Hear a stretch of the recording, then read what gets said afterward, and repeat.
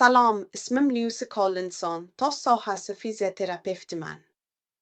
Bugun homiladorlikda yoki tug'ruqdan so'ng qanday yordam olish haqida gaplashamiz. Agar sizda tos yoki bel og'rig'i bo'lsa, qovuq yoki ichakni nazorat qilishga qiynalsangiz, siydik tutolmaslik yoki qistash holatlari bo'lsa, yordam so'rashingiz mumkin. Buni qanday qilishni tushuntiramiz. Farzandli bo'lganingizdan keyin qiningizda og'irlikni yoki bo'rtqni sezgan bo'lishingiz mumkin. Qorin mushaklari zaiflashganini yoki o'tirganingizda hatto qorningiz bo'rtib chiqishini payqagan bo'lishingiz mumkin.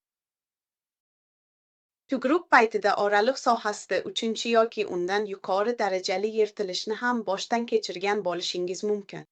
Bu soha orqa teshik va qin o'rtasidagi joydir.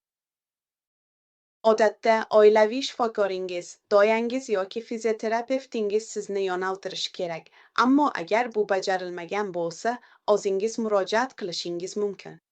Siz LMNS veb-saytiga kirishingiz kerak. Shunda u sizni ushbu sahifaga olib boradi. U yerda pastga tushib, mana bu yerda joylashgan yo'llanma shaklini topishingiz mumkin. Endi bu xizmat butun East Riding, Grimsby, Scunthorpe va Gul hududlari uchun mavjud. Eshitganingiz uchun rahmat.